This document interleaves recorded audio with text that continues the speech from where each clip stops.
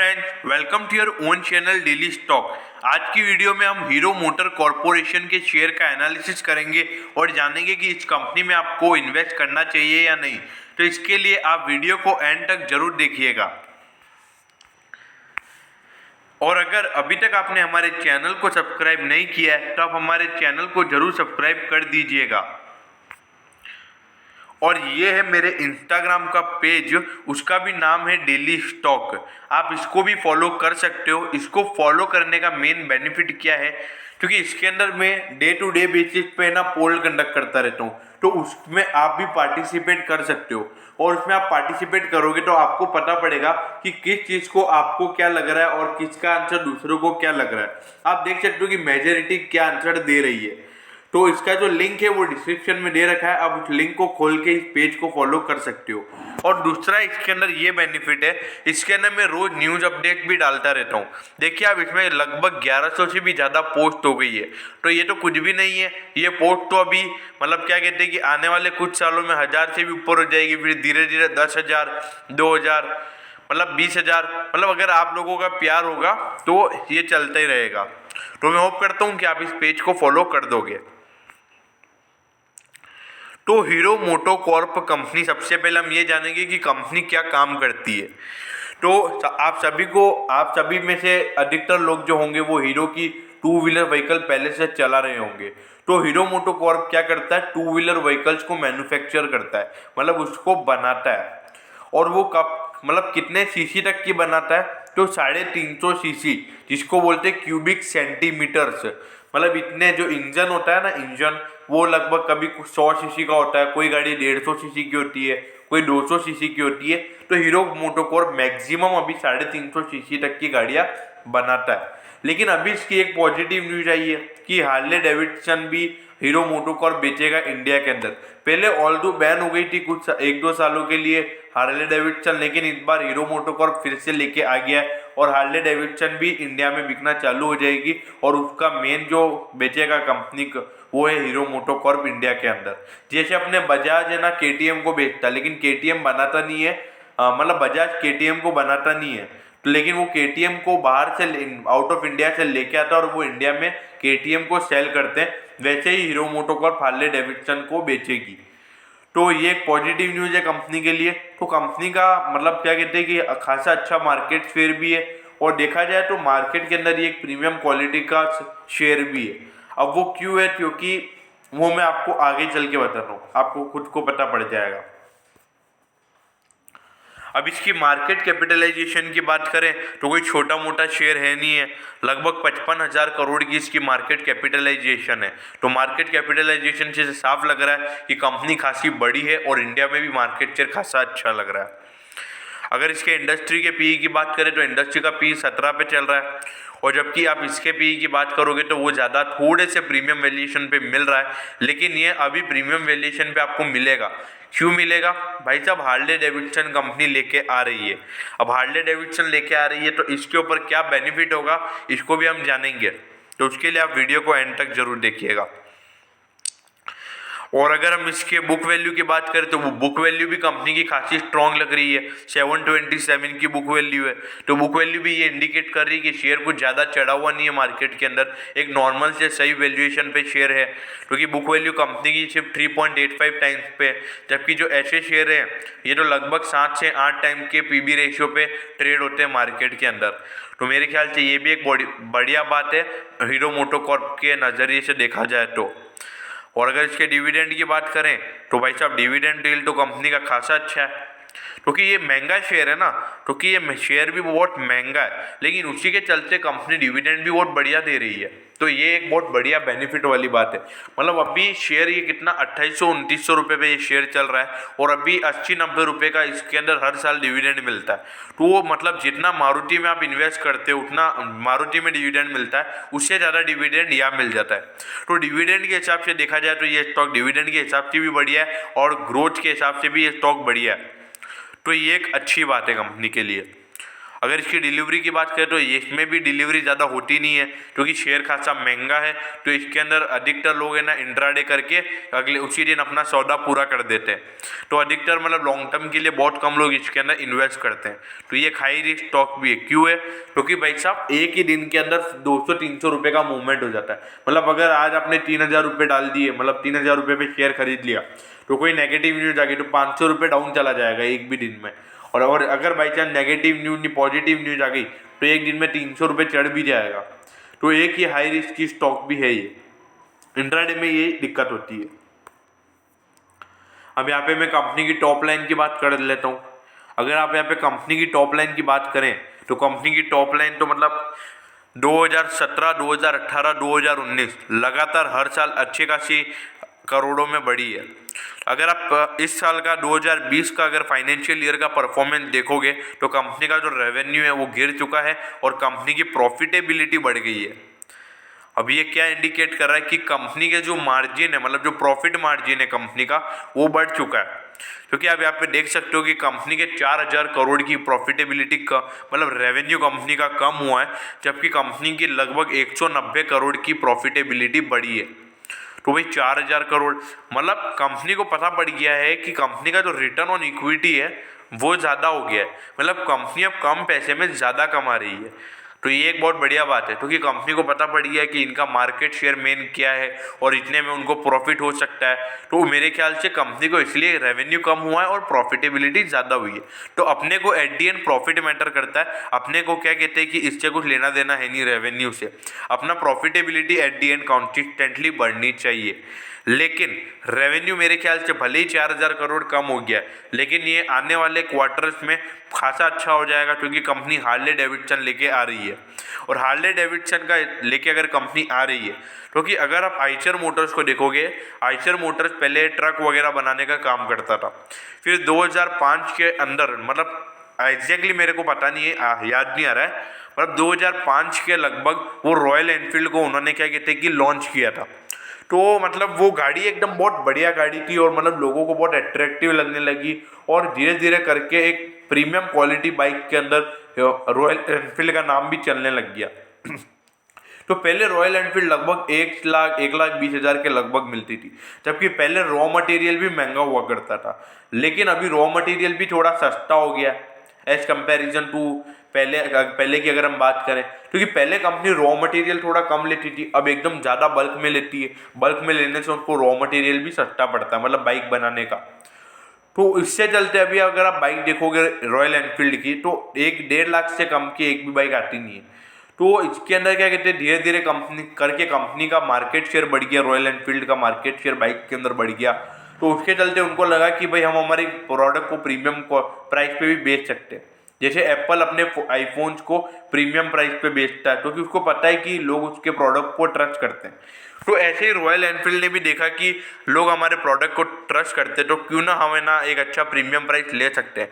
तो अभी आप देखोगे कि हर प्रोडक्ट, हर रॉयल एनफील्ड का बाइक 1.5 लाख से ऊपर मिलता है। और उसी के चलते अगर आप पिछले 15 साल में अगर आइचर मोटर्स की बात करोगे, अभी तो वो फिलहाल क्या कहते हैं कि स्प्लिट हो गया, लेकिन अभी तक वो 20,000 का शेयर हो गया था और वो पहले लगभग 1,000-2,000 रुपये का शेयर ही वो था पहले 15 साल पहले। तो मतलब 10 गुना के रिटर्न दिए हैं रॉयल एनफील्ड के आने की वजह से उसने मार्केट को। तो ऐसा मेरा मानना है कि ये ऐसा हीरो मोटो कॉर्प के साथ भी हो सकता है, अगर हार्ले डेविडसन इतना अट्रैक्टिव लगता है और कंपनी का इसके अंदर प्रॉफिट मार्जिन ज़्यादा हो तो। वैसे मेरे ख्याल से हार्ले डेविडसन अच्छा ही परफॉर्म करेगा, क्योंकि हार्ले डेविडसन बहुत बढ़िया बाइक है, एक टॉप क्लास की बाइक है। मैं तो सोच रहा था कि मैं भी ले लूँ, लेकिन थोड़े टाइम में मैं ज़रूर लेने का सोचूंगा। अब इसके शेयर होल्डिंग पैटर्न की बात कर लेते हैं। अगर इसके शेयर होल्डिंग पैटर्न की बात करें तो शेयर होल्डिंग पैटर्न तो बहुत अट्रैक्टिव है, क्योंकि अगर आप प्रमोटर होल्डिंग, मतलब जो कंपनी के मेन ओनर्स हैं, भले ही उनके पास 35% है, लेकिन आप इसके बाद म्यूचुअल फंड, DII और FII की अगर आप बात करोगे तो भाई साहब 60% की होल्डिंग ये तीनों लेके बैठे हुए हैं, जबकि FII तो इसके अंदर पूरा बुलिश ही बैठा हुआ है। अब ये FII का इतना स्टेक क्यों है?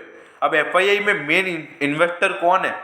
ये अपने USA के जो फॉरेन इंस्टीट्यूशनल इन्वेस्टर्स हैं, जाकि हार्ले डेविडसन बाइक है, वो मेन इन्वेस्टर हैं। जबकि मतलब उनको ऐसा लग रहा है कि हार्ले डेविडसन की वजह से कंपनी की बहुत बढ़िया प्रॉफिटेबिलिटी बढ़ सकती है और कंपनी का रेवेन्यू भी एकदम अच्छा खासा बढ़ जाएगा। और अगर अभी हम छोटे मोटे रिटेल इन्वेस्टर्स की बात करें तो उनका सिर्फ 9% का स्टेक है। तो भाई साहब ये 90% का स्टेक है, बहुत बढ़िया लुक लग रहा है और ऐसा भी लग रहा है कि भाई साहब कंपनी बहुत बढ़िया परफॉर्म करेगी लॉन्ग टर्म के अंदर। अब ये कंपनी के एक्चुअल फिगर्स है। अगर आप कंपनी के एक्चुअल फिगर्स की बात करें तो कंपनी का जो टोटल इनकम है वो पिछले साल के मुकाबले 4000 करोड़ कम हुई है, लेकिन जो कंपनी का नेट प्रॉफिट निकल के आता है वो नेट प्रॉफिट बढ़ा है। तो कंपनी के भले ही इनकम में थोड़ी डिक्रीमेंट देखने को मिला है, लेकिन कंपनी का at the and net profit ज़्यादा है, जो कि मुझे एक अच्छी चीज़ लग रही है और एक अच्छी बात भी है कंपनी के नज़रिए से देखा जाए तो। और मेरे ख्याल से अब इसमें डिक्रीमेंट आने के चांसेस मेरे को कम लग रहे हैं, क्योंकि हार्ले डेविडसन एक बहुत ही बढ़िया अट्रैक्टिव बाइक है और इससे कंपनी की सेल खासी बढ़ेगी। अब कंपनी के अर्निंग पर शेयर की बात कर लेते हैं। अगर आप अर्निंग पर शेयर की बात करें तो अर्निंग पर शेयर भी कंपनी का लगभग है ना कांस्टेंट ही रहा है, मतलब 5-6 रुपये का फर्क रहा है। मतलब पिछले 3 साल से कंपनी कॉन्स्टेंटली एक अच्छा परफॉर्मेंस दे रही है, मतलब ना तो रिजल्ट ज़्यादा ऊपर जा रहा है ना ज़्यादा नीचे जा रहा है, मतलब कॉन्सिस्टेंटली बढ़िया रिजल्ट कंपनी के आ रहे हैं। लेकिन अभी यहाँ पे हार्ले डेविडसन आ गई है कंपनी के पास, तो इससे कंपनी की सेल्स बढ़ती रहेगी, तो इसलिए अब कंपनी में एक अच्छा इंप्रूवमेंट देखने को मिल सकता है आने वाले कुछ समय में। अगर कंपनी के बुक वैल्यू की बात करें तो बुक वैल्यू में तो कंपनी को कोई दिक्कत ही नहीं है। बुक वैल्यू कंपनी की हर साल बढ़ रही है, ये एक पॉजिटिव बात है और बहुत ही बढ़िया पॉजिटिव बात है। अब इसके चलते क्या होगा कि कंपनी की जो शेयर प्राइस है उसमें भी एक इसका असर पड़ने दिखेगा, और मेरे ख्याल से हार्ले डेविडसन और आ गई है तो उसी के चलते मतलब 1-2 साल के अंदर कंपनी की बुक वैल्यू है वो 1000 रुपये से ऊपर आ जाएगी, और जो कंपनी का शेयर का प्राइस है वो उसका 5 से 6 टाइम्स आप मान सकते हो, लगभग मतलब 5 से 6 हज़ार 2 से 3 साल में आप हीरो मोटोकॉर्प को देख सकते हो। अब इसके मार्जिन परसेंटेज की बात कर लेते हैं, तो मार्जिन परसेंटेज में भी कोई ज़्यादा दिक्कत वाली बात है नहीं है, लेकिन थोड़ा सा परसेंटेज गिरा है मार्जिन परसेंटेज का, ग्रॉस प्रॉफिट मार्जिन परसेंटेज की अगर हम बात करें तो। अगर ऑपरेटिंग मार्जिन परसेंटेज की बात करें तो ऑपरेटिंग मार्जिन परसेंटेज भी कंपनी का गिरा है, लेकिन इसमें कोई दिक्कत वाली बात नहीं है, क्योंकि मार्केट में आप देखोगे कि कंपटीशन बहुत बढ़ गया है। अब मेन कंपटीशन इसका कंपटीशन किसके साथ है? पहले तो हीरो होंडा दोनों साथ में थे तो ज़्यादा कंपटीशन था नहीं, लेकिन अभी हीरो होंडा, फिर उसके बाद टीवीएस मोटर्स हो गया, फिर उसके बाद अपने क्या कहते हैं कि ये एक और कौन सा व्हीकल है जुपिटर, ये सब हो गए। तो इसके चलते भी मार्केट में कंपटीशन बहुत ज़्यादा है, तो इसी के चलते जो कंपनी बहुत बढ़िया प्रोडक्ट देगी, ज़्यादा अट्रैक्टिव होगा, तो उसका मार्जिन परसेंटेज ज़्यादा रहेगा। और वैसे मार्जिन परसेंटेज कम होता है ईयर बाय ईयर, क्यों? क्योंकि कंपटीशन ज़्यादा होता है तो प्राइस को रिड्यूस करना पड़ता है टू व्हीलर्स को, इसलिए। लेकिन एट दी एंड जो कंपनी का नेट प्रॉफिट मार्जिन परसेंटेज है वो पिछले 2 साल के मुकाबले अभी ज़्यादा है, और मेरे ख्याल से ये तीनों जो मार्जिन रेशियोज हैं ये आने वाले कुछ समय में ज़्यादा हो जाएंगे और इसमें कंपनी को कोई दिक्कतें नहीं होगी, क्योंकि हार्ले डेविडसन एक प्रीमियम बाइक है, इस पर लोगों को इस प्रोडक्ट पे ट्रस्ट होगा, और इस पर अगर कंपनी कुछ अच्छी सर्विस प्रोवाइड करती है तो उसके ऊपर भी कंपनी को कोई दिक्कतें नहीं होगी। अब वो क्यों दिक्कतें नहीं होंगी? क्योंकि भाई साहब हार्ले डेविडसन कंपनी बेच रही है, जैसे रॉयल एनफील्ड ने लोगों का ट्रस्ट जीता है ना, वैसे हार्ले डेविडसन भी लोगों का ट्रस्ट जीतेगा, ऐसा मेरा मानना। और जैसे ट्रस्ट जीतेगा तो कंपनी अपनी बाइक को प्रीमियम प्राइस पे भी बेच सकती है। मेरे ख्याल से तो ये बाइक पे कम से कम कंपनी का मिनिमम एक बाइक के ऊपर 10,000 रुपये का मुनाफा तो कंपनी का होगा ही होगा। अब यहाँ पे कंपनी के रिटर्न ऑन इक्विटी परसेंटेज की बात करें तो return on equity percentage company का थोड़ा सा गिरा है, लेकिन इसमें कोई भी दिक्कत वाली बात नहीं है, क्योंकि जब मतलब रिटर्न ऑन इक्विटी परसेंटेज गिरा है, लेकिन अभी जब हार्ले डेविडसन आ जाएगा ना तो मेरे ख्याल से रिटर्न ऑन इक्विटी परसेंट बढ़ जाएगा कंपनी का, क्योंकि कंपनी को ज़्यादा कैपिटल लगानी नहीं पड़ेगी, लेकिन प्रॉफिटेबिलिटी उससे ज़्यादा बढ़ेगी। लेकिन रिटर्न ऑन इक्विटी अगर 20% से ऊपर है तो मैं को ओके बोलूँगा, क्योंकि मार्केट के अंदर अगर आप कोई भी मतलब हाईएस्ट टू हाईएस्ट जो इंटरेस्ट पे करने वाले लोग हैं वो 10% है, तो उसके मुकाबले अगर ये कंपनी 25% इसके कैपिटल के ऊपर कमा रही है तो वो एक बहुत बढ़िया बात है। अगर इसके आरओसी की बात की जाए तो आरओसी कंपनी का खासा गिरा है पिछले 2 साल के मुकाबले, तो ये थोड़ी चिंता वाली बात है। लेकिन इसमें भी मैं पॉजिटिव हूँ अभी। अगर हार्ले डेविडसन की न्यूज़ नहीं आती तो इसके लिए मैं नेगेटिव होता। हार्ले डेविडसन की न्यूज़ आ गई है तो मेरे ख्याल से ROC और ROE दोनों में ही कोई दिक्कतें नहीं होंगी। अगर रिटर्न ऑन एसेट्स की बात करें तो ये तो भाई साहब लगभग कांस्टेंट ही रहा है, इसमें कोई दिक्कत वाली बात नहीं है। तो देखिए रिटर्न रेशियोज जो है कंपनी के वो थोड़े रिड्यूस जरूर हुए हैं कुछ सालों में, लेकिन इसको मैं रीजनेबली ओके बोलूँगा। क्यों ओके बोलूँगा? क्योंकि हार्ले डेविडसन की बाइक आ रही है, इसके अंदर कंपनी का खासा प्रॉफिट मार्जिन परसेंटेज रहेगा। अब यहाँ पे मैं करंट रेशियो की बात कर लेता हूँ। करंट रेशियो तो सामने दिखा रहा है कि भाई साहब कंपनी को कोई दिक्कत नहीं है, अपने मतलब 3-4 साल तक कंपनी को फंड की कोई दिक्कत नहीं होगी। वैसे करंट रेशियो होता 1 साल के लिए, लेकिन ऐसे मतलब अगर करंट रेशियो कंपनी का 2 टाइम्स रहता है तो मतलब कंपनी को 3-4 सालों तक तो कोई दिक्कत नहीं होती है। मतलब कंपनी आराम से अपनी करंट लाइबिलिटीज भी पे कर सकती है।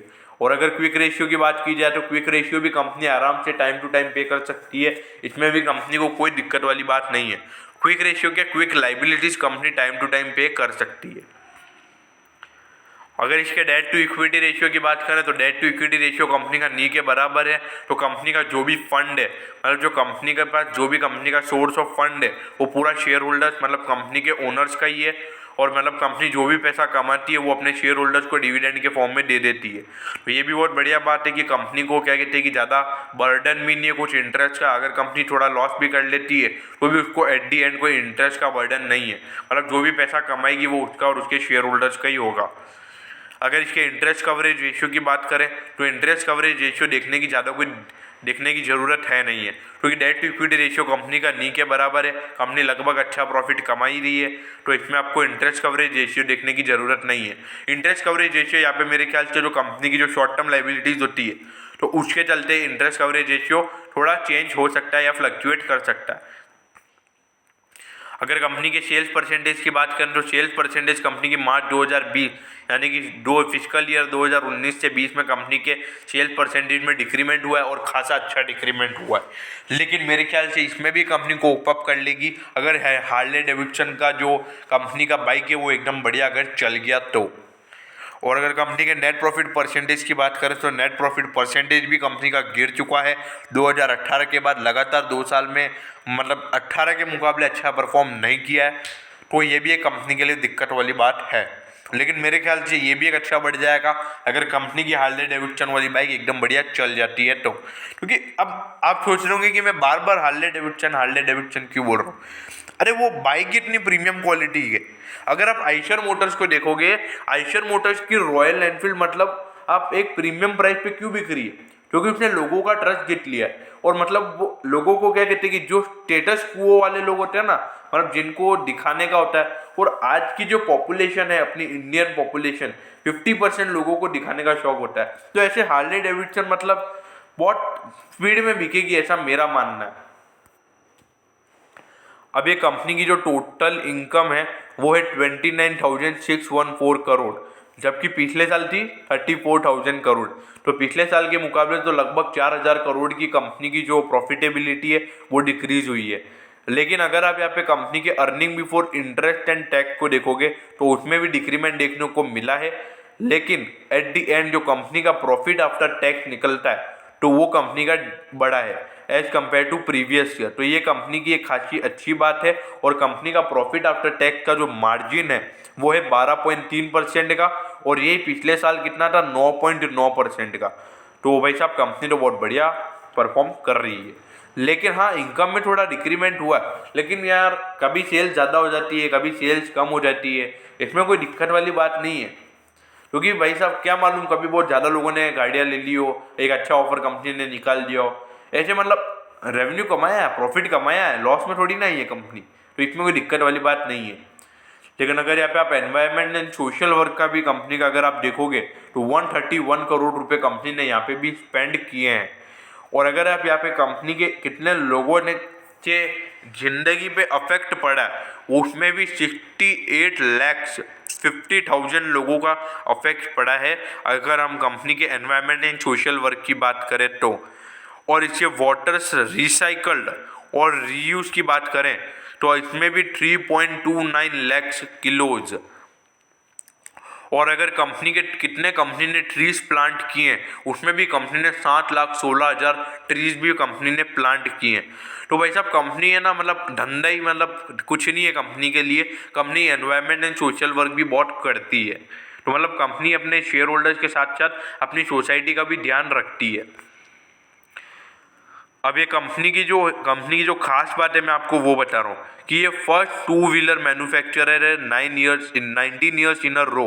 मतलब ये इंडिया की जो पहली, मतलब इंडिया का क्या, मतलब जो वर्ल्ड की पहली ये टू व्हीलर मैन्युफैक्चरर कंपनी है। मतलब 19 साल से जो लगातार मैन्युफैक्चर कर रही है और ये 35+ साल का इसका एक्सपीरियंस है इस इंडस्ट्री के अंदर। और अगर इसकी बात करें तो भाई साहब इसका मार्केट शेयर देखिए आप, 35.7% का इसका मार्केट शेयर है। मतलब लगभग अगर आप देखोगे कि 3 में से मतलब लगभग ढाई, हाँ लगभग 2 या 3 टू व्हीलर्स में से एक टू व्हीलर हीरो मोटो कॉर्प की बिकती है। तो ये खासी अच्छी बात है। और इससे ज़्यादा मेरे ख्याल से थोड़ा होंडा का मार्केट शेयर है और उसके बाद में मेन थोड़ा टीवीएस है। मतलब है जो मेन ये 3 कंपनीज है जो इंडिया के अंदर टू व्हीलर का मार्केट चलाती है। बाकी तो है थोड़ी बहुत है, बाकी एक सुजुकी की SS 125 आती है, उसका भी थोड़ा मार्केट शेयर है। लेकिन मेन होंडा और हीरो की वजह से ही मतलब इंडिया का मार्केट मेन कैप्चर इन दोनों के पास ही है। लेकिन इसका अगर आप मोटरसाइकिल का मार्केट शेयर देखोगे तो मोटरसाइकिल में तो कंपनी ने लगभग आधा इंडिया ले रखा है। मतलब 52% लगभग कंपनी का मार्केट शेयर मोटरसाइकिल के अंदर है। तो कंपनी मोटरसाइकिल के अंदर खासा अच्छा मार्केट शेयर लेके बैठी हुई है। लेकिन हाँ, कंपनी की मतलब जो कंपनी है इसकी मोटरसाइकिल ज़्यादा आती है as compared to two wheeler, और होंडा जो कंपनी है उसकी टू व्हीलर ज़्यादा आती है एज़ कम्पेयर टू उसकी मोटरसाइकिल की बात करें तो मतलब होंडा का मेन मार्केट कैप्चर करना, उनका टू व्हीलर्स के ऊपर उनका ध्यान है और इनका मेन ध्यान है मोटरसाइकिल्स को मार्केट शेयर को कैप्चर करना। और इसके है ना क्या कहते हैं कि मैन्युफैक्चरिंग फैसिलिटीज भी इसकी 8 है वर्ल्ड क्लास जो की। और इसके क्या कहते हैं कि जो स्टेट है जहाँ पे है ना रिसर्च और डेवलपमेंट होता है, वो 2 स्टेट के अंदर कंपनी रिसर्च एंड डेवलपमेंट के ऊपर भी काम करती है। और 9.1 million global installed manufacturing capacity है इसकी। मतलब एक साल के अंदर कंपनी लगभग 9 मिलियन यानी कि लगभग कंपनी 90 लाख कंपनी क्या कहते हैं कि टू व्हीलर्स या मोटरसाइकिल कंपनी हर साल के बना सकती है। इतनी कंपनी की प्रोडक्शन कैपेसिटी है। और कंपनी का क्या कहते हैं कि इंडिया के अंदर ही मेन धंधा नहीं है, कंपनी 40 से ज़्यादा कंट्रियों में ऑपरेशनल प्रेजेंस है कंपनी का अभी। और कंपनी के अगर टच पॉइंट की बात करें तो कंपनी का 9,000 से ज़्यादा कस्टमर टच पॉइंट है पूरे ग्लोब में। मतलब पूरे ऑल ओवर दी वर्ल्ड के अंदर कंपनी के 9,000 से ज़्यादा टच पॉइंट्स हैं। अब भाई साहब ये शेयर अभी पिछले ही टाइम पे 3.5% गिरा है, जबकि आप सोच रहे होंगे कि भाई साहब हार्ले डेविडसन की न्यूज़ आई है तो शेयर चढ़ना चाहिए। अब भाई क्या होता है कि जो ऑपरेटर होता है ना वो शेयर को पहले ही चढ़ा देता है। अब आप सोच रहे होंगे कैसे चढ़ा देता है, क्योंकि उनको पहले से खबर का पता चल जाता है कि नहीं भाई ये शेयर चढ़ रहा है, तो भाई ये क्यों चढ़ रहा है, क्योंकि उनको पहले से पता पड़ जाता है कि भाई ये हार्ले डेविडसन वाली बाइक आने वाली, इनसाइडर न्यूज़ होती है। मतलब कंपनी मतलब मार्केट में न्यूज़ कंपनी देती है उससे पहले ही उनको पता पड़ जाता है, तो वो शेयर को पहले ही भगा देते हैं। फिर उसके बाद जब रिटेल इन्वेस्टर उस शेयर को लेने जाता है ना, तब तक वो शेयर क्या कहते हैं कि बढ़ चुका होता है, तो रिटेल इन्वेस्टर क्या कहते हैं जाल में फंस जाता है। तो इसीलिए आपको न्यूज़ के बेसिस पे ट्रेडिंग नहीं करनी चाहिए, टेक्निकल एनालिसिस पे बेसिस पे आप ट्रेडिंग कीजिए, क्योंकि उससे आपको पता पड़ेगा कि कौन बाय कर रहा है कौन सेल कर रहा है। लेकिन अगर लॉन्ग टर्म इन्वेस्टमेंट के हिसाब से बात करें तो लॉन्ग टर्म इन्वेस्टमेंट के मुकाबले ये शेयर खासे अच्छे रेट पे मिल रहा है। अगर इसके हाई के मुकाबले का कंपैरिजन किया जाए तो हाई के मुकाबले तो ये लगभग 30% डिस्काउंट पे ये शेयर आपको मिल रहा है। तो शेयर बहुत बढ़िया है, मैं पर्सनली इसको बहुत पसंद करता हूँ और 30% ये ऑफ पे मिल रहा है। और मेरे ख्याल से तो ये जल्दी इसका ऑल टाइम हाई तोड़ेगा, ऐसा मेरा मानना है। अब वो क्यों तोड़ेगा, क्योंकि जब हार्ले डेविडसन कंपनी की बाइक अगर जब इंडिया में बिकना चालू हो जाएगी तो उसके बाद धीरे धीरे कंपनी का मोटरसाइकिल्स में और मार्केट शेयर भी बढ़ जाएगा, कंपनी की प्रॉफिटेबिलिटी बढ़ जाएगी, कंपनी की बुक वैल्यू स्ट्रांग हो जाएगी और कंपनी के अच्छे वैल्यूएशन भी आ जाएगी, कंपनी के रेवेन्यूज बढ़ने लग जाएंगे। मतलब सब कंपनीज के लिए एक पॉजिटिव व्यू आ जाएगा। और मेरे ख्याल से जब तक अगर ये कोरोना की सिचुएशन जल्दी सही हो जाती है तो उसके चलते भी कंपनी को थोड़ा बहुत बेनिफिट मिलेगा। तो आप इस शेयर को भी इस प्राइस पे बाय कर सकते हो अगर आपने महंगे पे भी बाय कर रखा हो, मतलब 3,000 से ऊपर अगर आपने बाय कर रखा हो, अभी और बाय कर लीजिए। लेकिन हाँ, ये शेयर यहाँ से गिर भी सकता है। ये मैंने आपको बोला कि एक बहुत वॉलेटाइल शेयर है। आप ये मत सोचिए कि मैंने अगर आपको बोल दिया कि अगर आप इस शेयर को अभी बाय कर लीजिए तो मतलब ये आपको 300-400 रुपये दे देगा।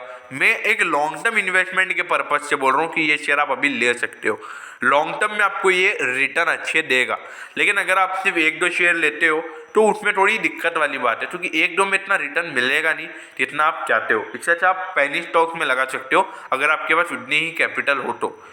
लेकिन हाँ, यहाँ से शेयर गिर सकता है। अगर आप पूरा कैपिटल मत लगाइए, मतलब अगर आपको 10 शेयर लेने हैं तो पहले आपने 2-3 शेयर ले लिए। अब आप ये मत सोचिए कि वहाँ से शेयर 500 रुपये चढ़ गया यार, मैंने 7 शेयर और लिए ही नहीं। अब होता क्या, अगर अपन 10 शेयर साथ में खरीद लेते हैं ना तो वो शेयर एकदम से ठक करके गिर जाता है, फिर अपन यार टेंशन में आ जाते हैं। तो भाई कभी भी अगर आप इन्वेस्ट करो तो थोड़ा थोड़ा करके करो। गिरावट के चांसेस ज़्यादा होते हैं एज कंपेरिजन टू शेयर के बढ़ने के। तो मैं होप करता हूँ कि आपको हीरो मोटोकॉर्प के शेयर का एनालिसिस अच्छे से समझ में आया होगा, और मैं जानता हूँ कि जिन लोगों की कैपेसिटी है वो इस शेयर में पैसा जरूर डालेंगे। तो अगर आपको वीडियो अच्छी लगी हो तो आप प्लीज़ वीडियो को लाइक कर दीजिएगा, और प्लीज़ अपने दोस्तों के साथ इस वीडियो को शेयर कीजिएगा, क्योंकि इससे मुझे मोटिवेशन मिलता है कि मैं आपके लिए और ऐसी वीडियो ला सकूँ। Okay, thank you.